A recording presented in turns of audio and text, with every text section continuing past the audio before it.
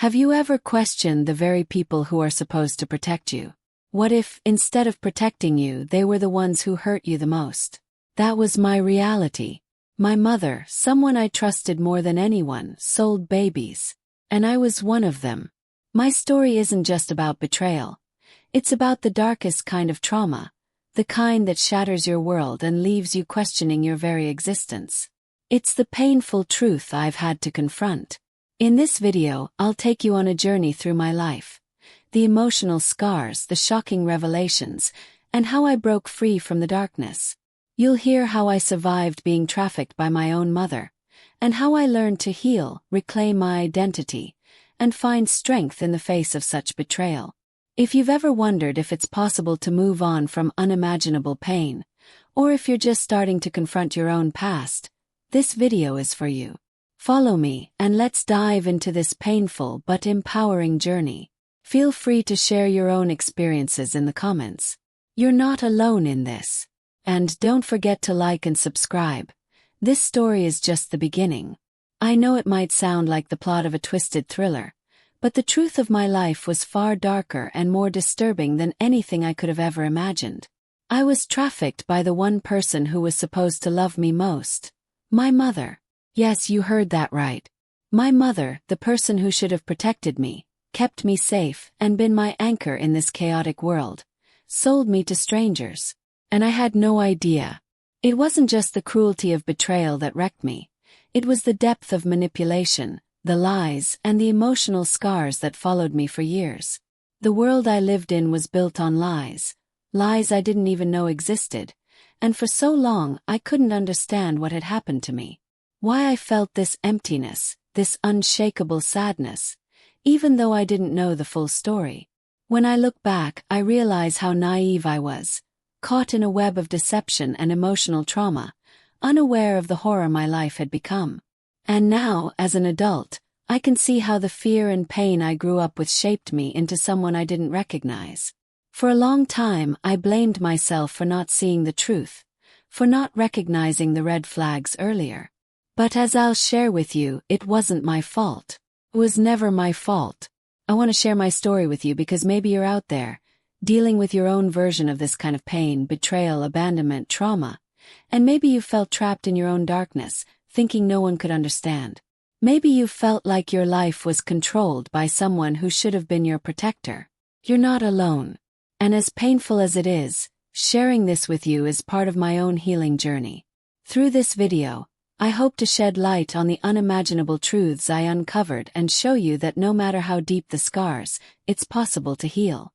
Even though my past has been haunted by family secrets, trafficking, and abandonment, I'm living proof that you can reclaim your identity and break free from the chains that bind you. It's not an easy journey, but it's one worth taking. And trust me, it all begins with confronting the truth, even when it feels like the world might crumble around you. I want to invite you to listen closely, not just to my story, but to the lessons hidden in these painful memories. Because maybe, just maybe, this is the spark that will help you begin your own healing journey. It's not going to be easy, but you'll find strength where you never thought possible. Are you ready to confront the darkness? Are you ready to find the courage to heal? Let's walk through this together. Stay with me because the next step is going to change everything.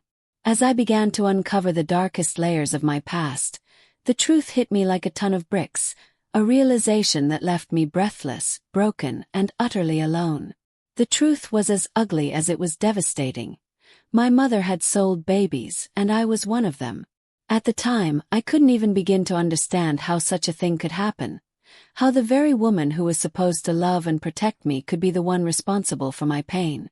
This wasn't a story of an innocent mistake or an unfortunate circumstance.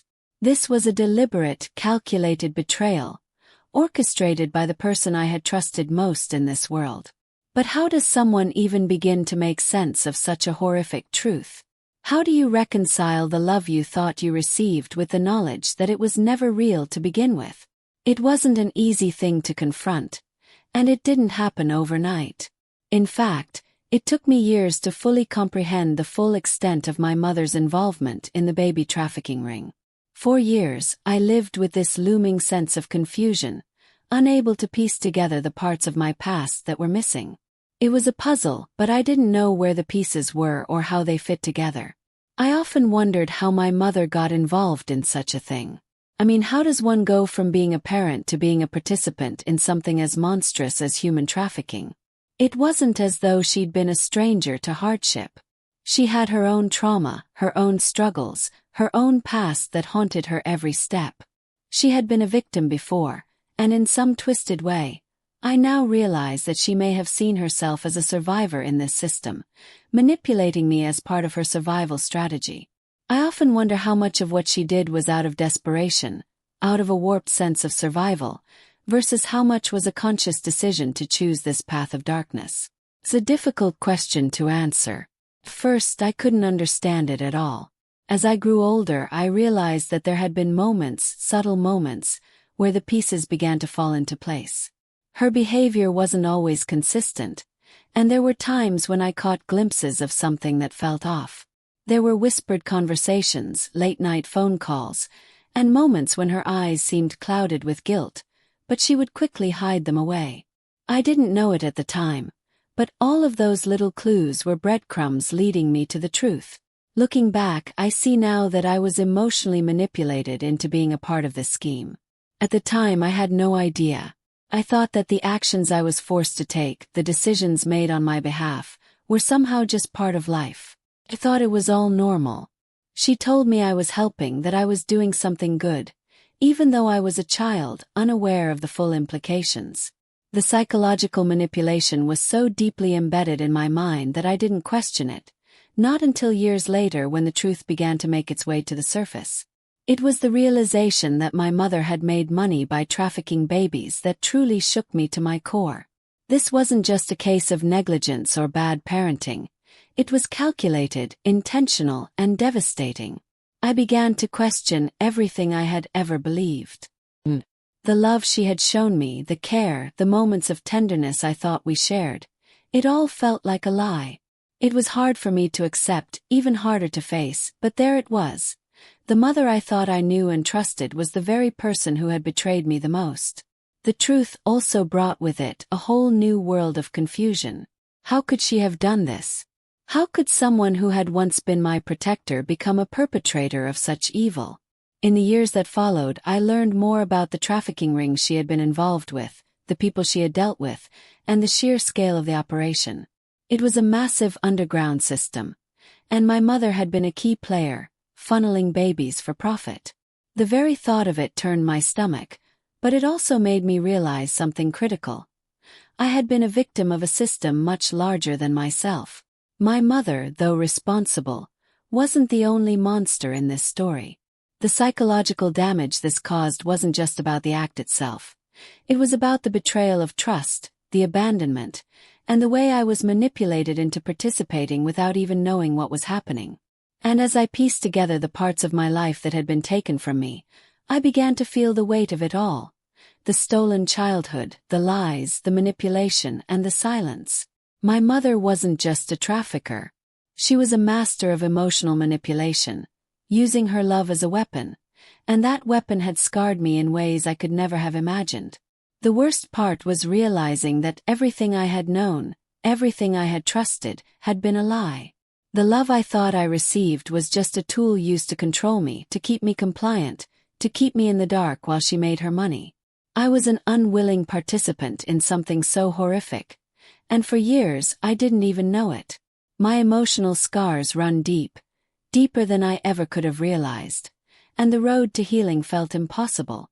But, despite all of this, I had to confront the truth, because only by acknowledging the pain, the trauma, and the manipulation could I begin to heal. The truth wasn't easy, and it wasn't pretty, but it was the key to my survival. When I think back to my earliest memories, there's a certain emptiness, a void that was always there, lingering just beneath the surface. It was as if I had been born into a world that wasn't quite mine, a place where I didn't quite fit, and no matter how hard I tried, I couldn't shake the feeling that I was always just a little bit out of place. I never knew why I felt this way, not until much later, when I learned the painful truth about my past. The reality hit me in waves, one after the other, as I began to piece together the story of my early life. The betrayal, the abandonment, and the dark truth of what had been done to me began to take shape, and with it came a flood of emotions I wasn't prepared for. The story of my abandonment starts with my mother, the person who was supposed to protect me, love me, and care for me. She was supposed to be the one to keep me safe, to be my rock, my refuge. But instead, she was the very one who sold me into a life of unimaginable horror. The feeling of abandonment began the moment I was taken from her and handed over to strangers, sold for a price I would never understand. As a child, I had no idea what was happening to me. I couldn't comprehend the decisions that were made for me, decisions that shaped my life in ways I couldn't even begin to fathom. I didn't understand why my mother wasn't there when I needed her, why I was passed from one set of hands to another, never truly feeling like I belonged. All I knew was that I was alone. Even in the moments when I was surrounded by people, there was a sense of isolation that permeated everything. I felt like I had been discarded, left behind, and no matter how hard I tried to understand it, I couldn't make sense of why the person who was supposed to love me could walk away and leave me behind. As I grew older, I started to piece together the fragments of the story. The realization that my mother had abandoned me, had sold me, hit me like a punch to the stomach. I felt betrayed in the deepest, most profound way possible. How could she have done that to me? How could she have sold me like an object, a commodity to be traded for money? The person who should have been my protector, my guide, my mother, had turned into someone unrecognizable, someone who could only be described as a monster. The emotional toll of abandonment is something that stays with you long after the physical separation. It's not just about being left behind, but about the trauma that comes with being sold. The emotional scars left behind by that abandonment run deep, and the betrayal that comes with it is indescribable. There was a constant gnawing sense of being unwanted, of being unloved. For so many years, I struggled with the belief that there was something wrong with me, that I wasn't worth loving, that I was unworthy of the most basic forms of care and affection. After all, if my own mother couldn't love me enough to keep me, what did that say about me? I remember the first time I realized how deeply my abandonment had affected me. It wasn't a single moment, but a slow, painful unfolding of emotions and memories that had been buried for so long. I thought back to the moments when I had been left alone in a room, the moments when I had felt invisible, like I didn't matter. I wondered if it was just me, or if other children who had been abandoned felt the same way. But what really haunted me was the idea that I had never truly belonged anywhere. I had been shuffled from one place to another, with no real sense of home, no sense of safety. That sense of abandonment became a part of who I was. It shaped my identity in ways I couldn't even articulate. As I continued to process the pain of that abandonment, I realized something even more difficult to accept. The person who was supposed to provide me with love and stability had not just abandoned me emotionally, she had physically sold me. The weight of that truth was unbearable, and it forced me to confront the fact that my mother wasn't the person I had always believed her to be. She was a liar, a manipulator, and a perpetrator of one of the worst forms of abuse. The betrayal didn't just come from her leaving me. It came from her choosing to sell me, to profit from my pain. I couldn't begin to comprehend the depths of her actions, but the more I learned, the more I began to understand how deep the betrayal ran. The psychological toll of being abandoned in this way is something that can never truly be undone. It's not just the feeling of being unwanted, it's the way it affects every relationship you have moving forward. Trust issues become a constant companion. You start to believe that no one will ever truly love you, that no one will ever stay, and that the cycle of abandonment will continue. You become hyper-aware of every action, every word, every gesture, because deep down you're always waiting for the next person to leave, to betray you, just like your mother did. The damage she caused wasn't just about the immediate effects. It was about the long-lasting impact it had on my ability to trust, to form healthy relationships, and to feel safe in the world. But as I began to unravel the truth about my past, I realized that healing wasn't going to be easy. In fact, it was going to be one of the hardest things I'd ever do. But it was necessary. I had to confront the abandonment, the betrayal, and the emotional scars if I ever hoped to move forward. And that's when I began the long process of learning how to reclaim my sense of self. I had to rebuild my identity from the ground up, and that meant accepting the truth of what had happened to me, no matter how painful it was. I didn't have the answers right away. It took years to process the abandonment, to understand the depth of the betrayal, and to heal from the emotional wounds that had been inflicted. But I learned little by little that the road to healing starts with confronting the truth. It's only when you face the pain head-on that you can start to move forward. It wasn't easy. In fact, it was often excruciating. But as I continued on my journey, I started to realize something important. I wasn't defined by the abandonment. I wasn't defined by the betrayal. I was defined by the strength I found within myself to keep going, to keep fighting, and to keep believing that I deserved more than the life I had been handed. Growing up, I never suspected that something was deeply wrong with my life. Like many children, I believed in the illusion of normalcy, the way things were supposed to be. My world was filled with moments that seemed just like everyone else's. The smiles, the playdates, the brief moments of joy. But all of it was built on a foundation of confusion, hidden trauma, and manipulation. I never knew what was truly going on behind the scenes. I had no idea that my mother, the very person who should have been my protector, was the cause of so much of my pain. What made everything even harder to understand was how she masked her true nature. She wasn't outwardly cruel or neglectful in a way that society would immediately recognize as abuse. No, she played her part too well. On the surface, she acted like any other mother. She showed affection, bought me things, and at times she even seemed genuinely concerned for me. But underneath it all was a subtle but unshakable truth. There was always something darker lurking in the shadows. The love she gave was conditional, manipulated to serve her needs, not mine.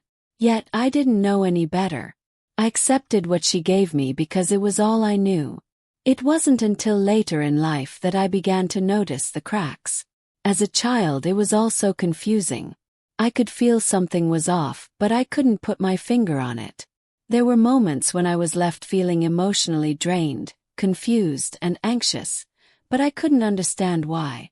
How could I question a mother who was supposed to care for me? The love she showed me, the attention, the little gestures of care, they made me feel secure in a way until they didn't. And that was the moment of realization. It wasn't just that I had been abandoned emotionally or physically. I had been fed a version of love that wasn't love at all. The worst part was that, for a long time, I couldn't even recognize the manipulation.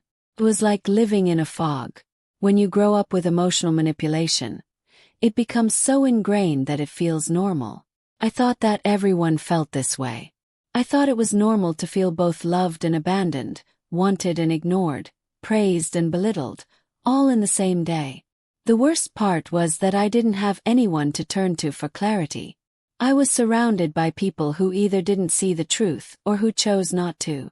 I was left to piece it all together by myself, trying to make sense of the emotional mess she had created. As I reflect on my childhood now, I see how deeply ingrained the manipulation was. I see how, piece by piece, she made me believe that I wasn't worthy of true love. That the love I got was all I could ever hope for, even if it wasn't unconditional. She made me believe that if I just tried harder, if I performed better, if I did exactly what she wanted, then I would earn the love that should have been freely given to me. But no matter how much I tried, it was never enough. And the more I tried, the more I was trapped in this endless cycle of performing for love, never truly feeling seen or heard for who I was. And then there was the other side of the story, the side where she made me feel guilty for having needs at all. If I dared to ask for something that wasn't convenient for her, I was made to feel selfish. I was taught that love came with a price and that I was expected to give, without ever receiving in return. This wasn't love. This was a twisted, manipulative form of control. And the worst part was that I didn't even recognize it. I was too young, too vulnerable, too desperate for affection to see it for what it was. The emotional pain from that time was buried so deeply. I couldn't even articulate it. I had no words for what I was feeling. I couldn't explain why I felt the way I did. But I knew something was wrong. The confusion I felt as a child was paralyzing. I was constantly torn between wanting to be close to her, wanting to feel loved and accepted, and at the same time feeling suffocated, trapped in a web of guilt and anxiety. And this confusion carried over into every aspect of my life. I struggled with relationships, with my self-worth, with understanding what real love even was. It took years, even decades, for me to start unraveling the layers of confusion. But the hardest part of all was acknowledging that my mother's behavior wasn't just a random act of cruelty. It was part of a calculated, systematic manipulation. She knew exactly what she was doing. Every action, every word, every gesture was a means to control me, to keep me in line, and to reinforce the idea that I wasn't worthy of unconditional love. And all the while I was left wondering if I was just too sensitive, too broken, too messed up to understand the love she was supposedly giving me. Now, looking back with clarity, I can see just how toxic the relationship was. How my childhood was steeped in confusion and manipulation. The psychological impact of growing up without knowing the truth, without understanding why things were the way they were, is immeasurable. It shaped my entire identity and perception of love. It made me question my own worth, my place in the world, and my ability to trust others. I was led to believe that love always had strings attached. That love came with conditions. That love wasn't something I was entitled to. And because of this twisted reality, I spent years, even decades, trying to fill the void she created, chasing after a love that was never really there. But the process of uncovering the truth began to change everything. Slowly, piece by piece, I started to understand the reality of what had happened to me. I began to piece together the puzzle, learning about the emotional manipulation and control that had defined my entire childhood. It wasn't an easy process, but it was a necessary one. And that's when the healing began. It wasn't just about understanding the truth. It was about giving myself permission to feel the pain that had been buried for so long. The anger, the sadness, the grief. It all needed to come to the surface. Only then could I begin the real work of healing, of reclaiming my identity, and of learning what real love was. As I moved through life, I realized something profound. The trauma of abandonment and betrayal never truly leaves you. Doesn't just disappear with time. Instead, it takes root in ways you can't always see but can feel every single day. My emotional survival became a reflex, a mode I switched into without even realizing it. This survival mode wasn't just about navigating life day by day. It was about protecting myself from the overwhelming pain that seemed to follow me everywhere I went. From an early age, I learned how to shut off my feelings. When I was left to fend for myself emotionally, I became incredibly adept at detaching. Had to. I couldn't afford to feel the depth of abandonment because it would break me. So, I built walls. High walls around my heart, walls that I thought would keep the pain out. But, in reality, they just isolated me from everyone. The more I pushed others away, the more the betrayal felt like a constant weight I had to carry alone. I wasn't just surviving, I was learning how to live without truly living. It wasn't just about the physical survival either. It wasn't like I was simply going through the motions of eating, sleeping, and working. No, I learned to detach from my emotions. I learned to pretend that everything was okay, that I was fine when, deep down, I was drowning in the shame of my past. I became incredibly skilled at pushing away the hurt and pretending to be normal. I convinced myself that I didn't need anyone. I convinced myself that I didn't even need love, because love had always been a lie. A tool of control, a means of manipulation. I didn't realize it at the time, but I was constantly running from the truth that I had been deeply hurt, and that I had never allowed myself to fully face the pain. And yet, even in this survival mode, the fear was always there, lurking just beneath the surface. It wasn't just fear of being abandoned again. It was the fear of trusting. The fear that if I let someone in, they would betray me just like my mother did. I'd learned that trust was a dangerous thing, something that could easily be taken away, something that could be used to hurt me. So, I became a master of emotional shutdowns. When anyone got too close, when there was any potential for real emotional intimacy, I would distance myself. I didn't even know I was doing it. It was an instinct, a survival mechanism that had become so ingrained in me that I didn't realize how much I was pushing people away. As I grew older, I started to see how these coping mechanisms were affecting my relationships. I couldn't get too close to anyone. The fear of betrayal was so overwhelming that I would shut myself off emotionally, even when I cared deeply for someone. I couldn't help but hold them at arm's length. And in doing so, I sabotaged countless potential friendships, romantic relationships, and even connections with family. It wasn't because I didn't want to be loved. It was because I couldn't risk the pain of being hurt again. It wasn't just the relationships that suffered, though. My sense of self-worth was deeply impacted. I began to believe that I was unworthy of love, especially unconditional love. If the person who was supposed to love and protect me could betray me so completely, then surely no one else would be able to love me either. I thought that I didn't deserve anything better. I spent years believing that the dysfunction and pain I lived with were just part of who I was. It became my identity. The girl who had been abandoned, betrayed, and sold.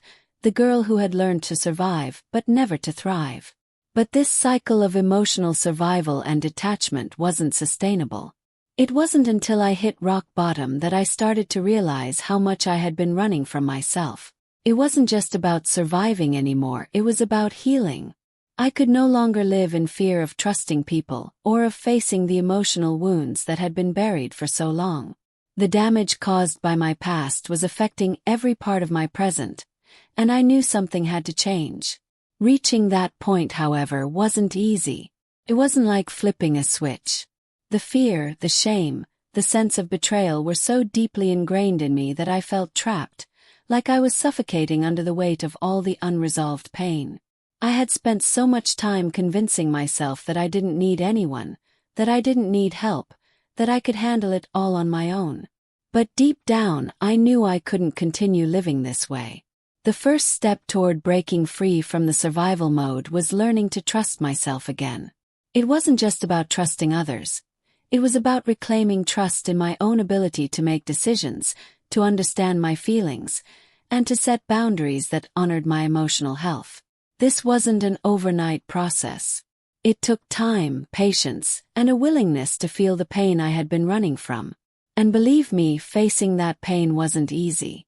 It was uncomfortable, raw, and at times overwhelming. But it was also liberating. As I started to face the emotional scars I had been carrying, I began to feel stronger. I didn't have to stay stuck in the cycle of detachment and fear. I could choose to face my past, confront the truth about my mother and the trauma she caused, and rebuild my sense of self-worth. It wasn't easy. It wasn't quick. But each small step I took brought me closer to breaking the cycle. And with each step, I realized I didn't have to be defined by my past. I could choose to be more than my trauma. The more I practiced emotional resilience, the more I understood that healing wasn't about perfection, it was about progress. It wasn't about avoiding pain, but about learning to cope with it in healthier ways. It was about breaking free from the survival mechanisms that had kept me safe but also trapped me in a life of emotional isolation. The hardest part, though, was acknowledging that I needed help. I couldn't heal alone. I needed therapy. I needed support. I needed to learn to trust others, not just emotionally but in practical ways too. It was hard to reach out to ask for help. But once I did, I realized that there was strength in vulnerability. The people who truly cared for me were there for me, willing to support me in my healing journey. But it wasn't just about reaching out to others. It was about learning to forgive myself. Forgiving myself for the ways I had coped with the trauma, for the ways I had closed myself off to the love and support I deserved. The more I forgave myself, the more I began to heal. There comes a moment in life when everything you thought you knew about yourself, your family, and your past comes crashing down, and you're forced to confront the painful truth. For me, that moment came when I finally uncovered the unimaginable reality. My mother wasn't just the person who birthed me. She was the one who sold me, the one who betrayed me in the most horrific way. And it wasn't just a one-time mistake. It was a pattern, a dark truth that had been hidden from me for years. It's difficult to even begin to describe the overwhelming mix of emotions I felt when I first discovered the truth. I remember standing in shock, my heart racing, my mind trying to process what I was hearing. I had always known that something wasn't right, that my life had been tainted by some unseen force, but to finally know the extent of the betrayal was something entirely different. It felt like the ground beneath me had given way, and I was falling into an abyss. For years, I had loved and trusted the person who was supposed to love and protect me, only to find out that she had been my worst enemy all along. The revelation didn't come all at once. It wasn't as simple as finding a piece of information that made everything clear. No, the truth was buried in layers of manipulation, lies, and half-truths. It came to me in bits and pieces, in moments of clarity that slowly started to connect the dots of my painful past. I started to remember things that had once seemed insignificant, like the way my mother had always acted distant, the way she seemed to have no empathy when I was hurting. Slowly, I began to see the pattern, the coldness, the emotional manipulation, and the way she had used me for her own gain, all while pretending to be the loving mother I so desperately wanted her to be. I was flooded with 1,000 different emotions: anger, sadness, confusion, and yes, guilt. Guilt that I hadn't seen it sooner. Guilt that I had been so naive, that I had allowed myself to be manipulated for so long. The pain of betrayal cut deep. How could the person I loved most in the world have hurt me so profoundly? How could she have taken part in something as vile as baby trafficking and kept me in the dark for so long? It was a reality I wasn't ready to accept, and it took every ounce of strength I had to face it head-on. The emotional impact of this revelation was indescribable.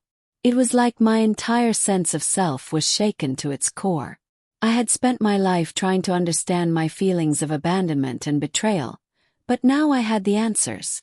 The person who was supposed to love and protect me had sold me to the highest bidder, and I couldn't ignore the enormity of that truth. It felt like everything I knew about love and family had been a lie. How do you reconcile that? How do you make sense of the fact that your own mother had been part of such a horrific system? The truth hit me like a ton of bricks, and it took everything in me not to crumble under its weight. In many ways, it would have been easier to stay in the dark, to continue believing that my mother loved me, that everything was as it should be. But the truth doesn't care about comfort. It doesn't care about your desire to keep the family intact, or your fear of facing the past. The truth is relentless, and once it begins to surface, there's no turning back. But confronting the truth wasn't just about facing my mother's betrayal. It was also about facing myself. For so long I had defined myself by my relationship with her, by the love I thought we shared. But now I had to confront the fact that my identity had been built on a lie. I had to ask myself, who was I without her love? Who was I without the identity I had forged around my relationship with her? The truth forced me to confront not only the betrayal but also the deep-seated emotional scars that I had carried with me for years. I had to dig deep and really face the emotional trauma that had been caused by her actions. There was no more hiding from the fact that I had been emotionally scarred by the very person who was supposed to protect me. The pain wasn't just about the betrayal. It was about the years of emotional manipulation that had warped my sense of self-worth. I had to unpack all of it, the shame, the guilt, the anger, before I could begin the healing process. And yet, even as I uncovered the truth, I was still overwhelmed by the sense of loss. Losing the idealized version of my mother was like losing a piece of myself. I had spent so much of my life trying to earn her love and approval, and now, with the truth exposed, I had to face the fact that she was never capable of giving me the love I needed. The realization that I had been emotionally abandoned by the one person who should have cared for me the most was devastating. This revelation didn't just change how I saw my mother, it changed how I saw myself too. For years, I had lived in a state of confusion, trying to make sense of my feelings of abandonment and betrayal. Now, with the truth in front of me, I had to come to terms with the fact that I had been used, manipulated, and abandoned by the one person who should have been my rock. But this painful truth was also the first step toward breaking free from the toxic hold she had on me. It wasn't easy, but I knew that I had to face it head-on if I was ever going to reclaim my life. This painful moment of realization marked a turning point in my journey. It was no longer just about survival, it was about taking the first step toward healing. It was about reclaiming my identity, breaking free from the chains of emotional manipulation, and finally facing the truth of my past. But even as I started to understand the truth, I knew that the road ahead would be long, difficult, and full of emotional turmoil. The scars left by this betrayal wouldn't disappear overnight. But I had made the decision to confront the truth, no matter how painful it was, because I knew that it was the only way I could start the process of healing. The moment the truth was revealed, it didn't just bring clarity. It opened a floodgate of emotions that I had buried for years. The emotional scars from being trafficked as a baby were so deep and so ingrained in my psyche that I could hardly recognize the person I had become. How could I? How do you even begin to understand the impact of something so horrific that you didn't even know had happened? The truth was that I had been sold by the very person who was supposed to protect me, and that knowledge left me feeling utterly shattered. It wasn't just the immediate shock of discovering the betrayal that affected me. It was the long-lasting psychological trauma. Growing up, I never understood why I always felt a sense of emptiness, a void that no amount of love or attention seemed to fill. I had spent years questioning myself, wondering why I struggled to form deep connections, why I couldn't trust people, and why I always felt like something was missing in my life. But the truth was that I had been emotionally scarred from the moment I was born, and I hadn't even known it. My own mother, the person I should have been able to rely on, had subjected me to the most unimaginable betrayal, and that trauma had shaped who I was in ways I couldn't even begin to understand. The difficulty in trusting anyone after such a betrayal is profound. How can you trust someone when the one person who should have loved you unconditionally turned out to be the source of your pain? The psychological scars from this betrayal are not just emotional. They are deeply ingrained in how you perceive yourself and others. Every time someone showed me love or care, a voice in my head would tell me that it wasn't real, that they were just like my mother, someone who pretended to care while secretly betraying me. I couldn't escape the feeling that love was always attached to strings, that I had to earn it or be worthy of it, and that, deep down, people would eventually abandon me or sell me out in some way. Even today, there are moments when those old wounds resurface. I'll be in a conversation, a friendship, or even a romantic relationship, and there's this nagging fear that everything could fall apart at any moment, that I'm not really deserving of love, that I'm just waiting for the next betrayal. It's an exhausting way to live, always bracing for the worst, always doubting the intentions of others. And while it's gotten better, those fears and doubts are always just beneath the surface, ready to resurface when I least expect it. The guilt that came with this trauma was something I didn't fully grasp until later. How could I feel guilty about something that was done to me, something that I had no control over? But the truth is, trauma doesn't always make sense. You don't always know how to feel about something so horrific, especially when it comes from someone you trusted. And so, I carried around this strange sense of guilt, as if somehow I had brought this upon myself. As if somehow I was responsible for the things that happened to me. The shame of being trafficked, the guilt of being abandoned. It all intertwined, and I didn't know how to separate them. What makes this kind of trauma even more complicated is the silence that surrounds it. Who can you talk to when the person who hurt you is the one who's supposed to be your protector? Who can you turn to when the wound is so deep and so personal that it feels impossible to explain to anyone else? For years, I lived with this pain in silence, afraid that no one would understand, afraid of being judged, and even more afraid of being rejected once again. So, I kept it all inside, letting the emotional scars fester and grow, making it harder for me to trust anyone or build healthy relationships. The trauma became part of who I was, woven into the very fabric of my identity. And it wasn't until much later that I began to understand just how much damage it had done. The fear that came from this experience was all-encompassing. Fear of trusting, fear of loving, fear of getting close to anyone because I was so certain that they would leave, betray me, or abandon me just like my mother had. It wasn't just a fear of being hurt. It was a fear of being rejected by the world itself. My sense of self-worth had been so completely destroyed by this experience that I couldn't see any value in myself. How could I? I had been sold, discarded, and betrayed by the one person who should have been my rock. And let's not even get started on the guilt I felt for surviving. The weight of the truth about my past made me question my worth, but it also made me feel guilty for having made it out at all. Why was I the one who survived when so many other children were lost to the system?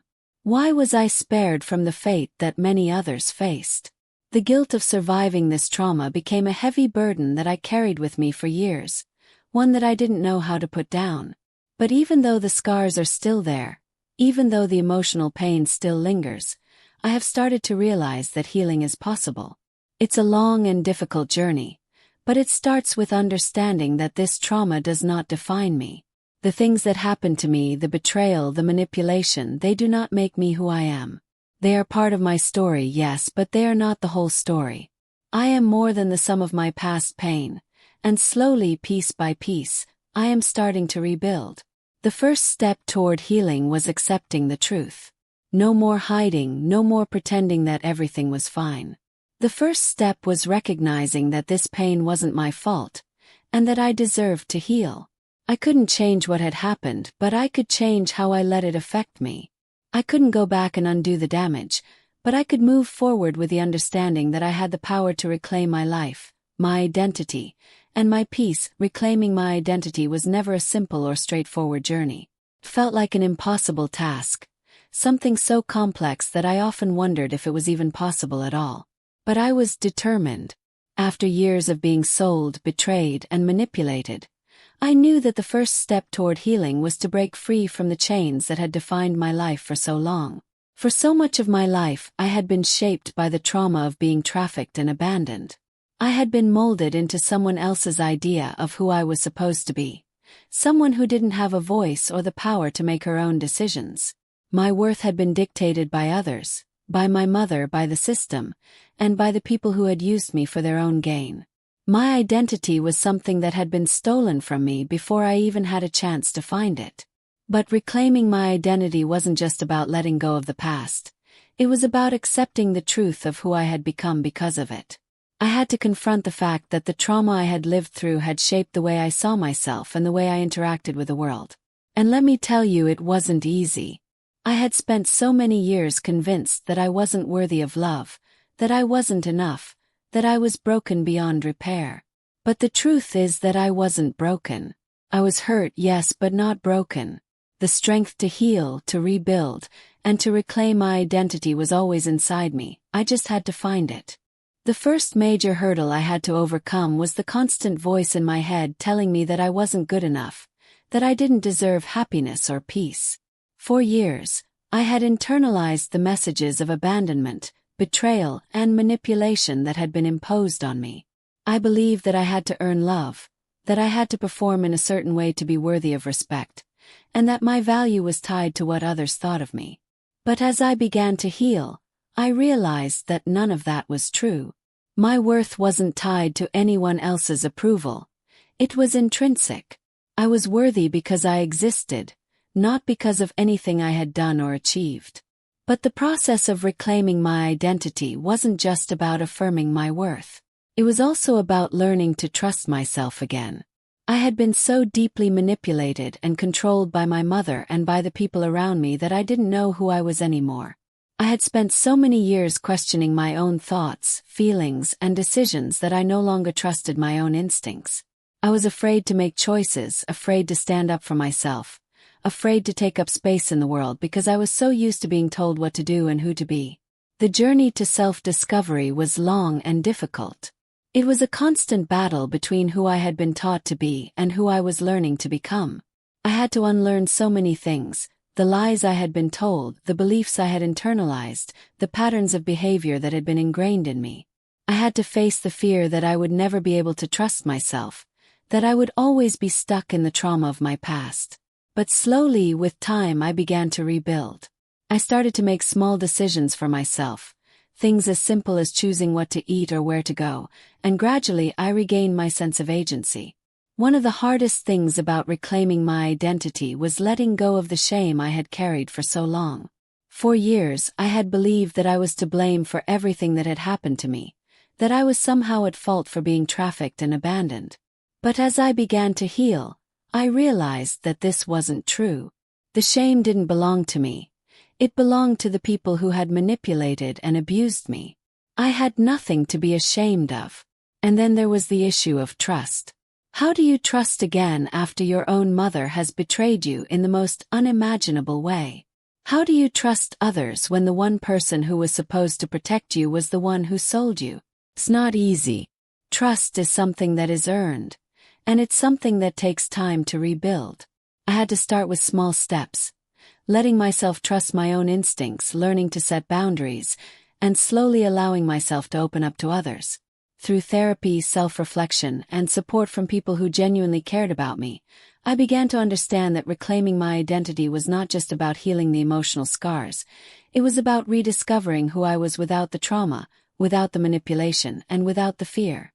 It was about finding the person I had always been beneath the layers of hurt and pain.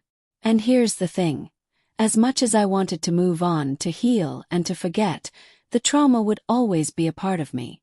It had shaped who I was, and I couldn't just erase it. But I could choose how it would define me. I could choose to let it empower me rather than keep me trapped in the past. Reclaiming my identity was about acknowledging the trauma and understanding that it didn't define me. It was a part of my story, but it wasn't the whole story. So, I began to focus on the future. I started to think about who I wanted to become, not just in terms of what I had survived, but in terms of the person I was still learning to be. I wanted to be someone who was strong, who was resilient, and who had the power to choose her own path in life. I wanted to be someone who was no longer defined by the trauma of her past, but by the person she was becoming.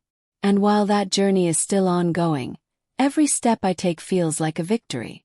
I may not be completely healed yet, but I'm on the path to reclaiming my life and my identity. And that's something no one can ever take away from me.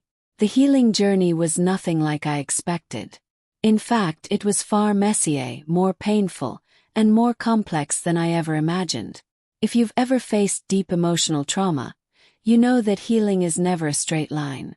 It's not a quick fix, and it's not something you can just get over and move on from. It's a journey that takes time, patience, and most of all, courage. When I first started facing the reality of my trauma, I thought I could just push through it. I believed that once I understood the source of my pain, I could simply close that chapter of my life and move on. But that's not how it works. Healing requires feeling. It requires sitting with the discomfort, the fear, and the emotional pain that you've been running from for so long. And let me tell you, that was one of the hardest parts of my journey. The first major step in my healing process was acknowledging the depth of the trauma. I had to accept that what had happened to me wasn't just a series of isolated events. It was a pattern, a cycle that had been repeating for years. I had been trafficked, manipulated, and abandoned by the very person who should have protected me. But it wasn't just about what had happened to me. It was about understanding the emotional impact of those experiences. The betrayal, the fear, the shame. It was all tangled up inside me, and I had to confront it head-on. Therapy played a huge role in my healing. At first, I wasn't sure it would work for me. I thought, how can talking about my past really change anything? How can telling a stranger about my trauma make it go away? But I quickly learned that therapy isn't about fixing everything all at once. It's about creating a safe space to explore your pain, to process your emotions, and to begin understanding how your past has shaped who you are today. It's about learning how to cope with the deep, hidden wounds that can't be seen by others. During those early therapy sessions, I didn't even know where to begin. There were so many emotions I had buried deep inside myself. anger, sadness, confusion, fear, that I didn't know how to unpack them all. But slowly, with the guidance of my therapist, I began to understand how my trauma had affected me, how it had shaped my relationships, my sense of self, and my ability to trust. For the first time in my life, I was able to speak about my pain without feeling ashamed of it. And let me tell you, it felt like a weight had been lifted off my shoulders. Talking about my experiences, no matter how painful, was a form of release. It was the first step toward healing, toward reclaiming my voice and my power. As much as I wanted to shut it all away and pretend it never happened, I realized that healing couldn't happen in silence. It needed to be voiced, acknowledged, and understood. But therapy was just the beginning. I also had to learn to take care of myself physically, emotionally, and mentally. I had spent so many years neglecting my own needs, putting others' needs before my own, and trying to please everyone around me. But in the healing process, I learned that I had to start taking responsibility for my own well-being. It wasn't selfish to put myself first. It was necessary for my survival. So I started to build new habits. I began exercising regularly, not just to improve my physical health, but to release the tension and anxiety that had been building up in my body for so many years. I started eating better, fueling my body with the nutrients it needed to heal. I made time for myself, whether it was reading, journaling, or just spending quiet moments in nature. Slowly, I began to feel stronger, not just physically but emotionally and mentally. I also realized that part of my healing was learning to set boundaries. For so long I had allowed others to dictate my life, to invade my space, and to take advantage of my kindness. But as I started to heal, I realized that I didn't have to let toxic people into my life anymore. I didn't have to allow anyone to manipulate me, abuse me, or disrespect me. I had the power to say no, and that was incredibly empowering. And yet, despite all the progress I was making, there were days when it felt like nothing was getting better. There were moments when I would slip back into old patterns, when I would doubt myself, when I would feel worthless, when I would wonder if I was ever going to fully heal. I had to remind myself constantly that healing wasn't linear. It wasn't about perfection. It was about progress. Every step I took, no matter how small, was a step forward. And even on the days when it felt like I was taking 2 steps back, I knew that healing was still happening. It just didn't always happen in a straight line. One of the most important things I learned during my healing journey was the importance of self-compassion. For so long, I had been my own harshest critic, beating myself up for things that weren't even my fault. I blamed myself for my trauma, for not being strong enough to avoid it, for not seeing the manipulation earlier. But through therapy and self-reflection, I began to understand that none of this was my fault. I had been a victim of circumstances beyond my control, and I had nothing to apologize for. Learning to be compassionate with myself was a game changer. It allowed me to stop seeing myself as broken and start seeing myself as a survivor. I wasn't weak. I was strong. I had endured something that most people couldn't even imagine, and I was still standing. That realization was powerful. It gave me the courage to keep going, even when it felt impossible. The healing journey wasn't easy, but it was worth it. I had to face my darkest fears, my deepest wounds, and my most painful memories. But in doing so, I became stronger, more resilient, and more in control of my life.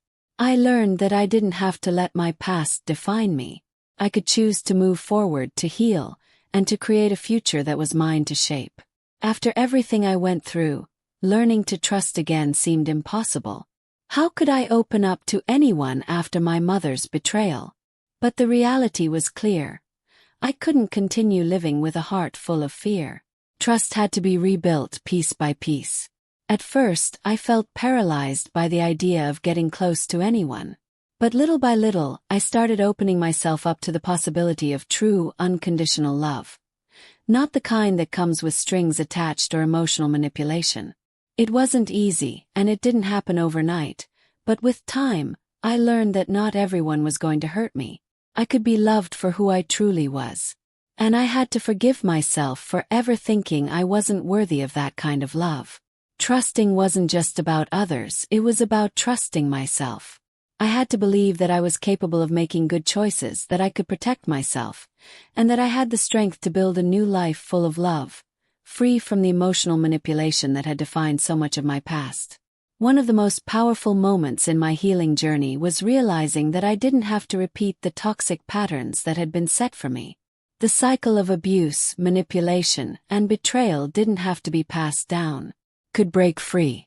But it required a conscious effort, deciding that I wouldn't let the past control my future.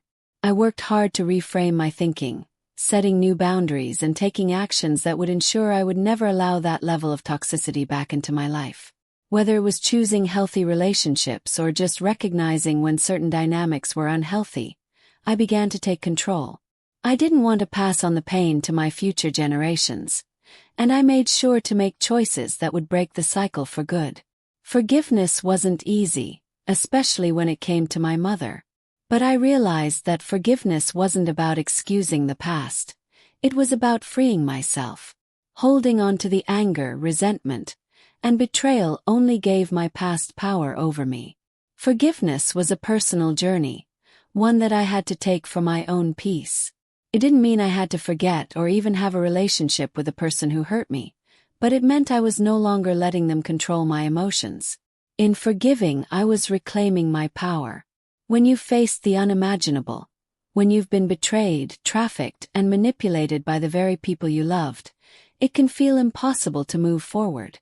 But healing is possible. It's not easy, but it's worth it. By acknowledging the past, confronting the truth, and choosing to rebuild your life, you can rise above the trauma. You have the power to create the life you deserve, to reclaim your identity, and to find peace. If you're struggling with your own trauma, know that you don't have to face it alone. Reach out, ask for help, and remember you can heal. I know this journey has been difficult to hear, but it's also one of strength, healing, and reclaiming my life. If there's one thing I've learned through everything I've faced, it's that trauma doesn't have to define your future. You have the power to break free from the past, to heal, and to rebuild yourself, no matter how dark the path may seem. The road to recovery isn't linear, and the pain doesn't disappear overnight. But each small step you take towards healing is a victory. If you're struggling with your own trauma, please don't hold back. Seek help, talk to someone you trust, and remember that forgiveness, whether for yourself or for others, can be one of the most freeing acts you can do. It's not about condoning the past. It's about freeing yourself from it. So, my question to you is, what steps are you willing to take to heal from your own past? How can you begin to break free from your own trauma? Share your thoughts in the comments, because you're not alone in this journey. And don't forget to subscribe to the channel and hit the notification bell, so you can continue learning about healing, reclaiming your power, and finding peace. I'm with you every step of the way.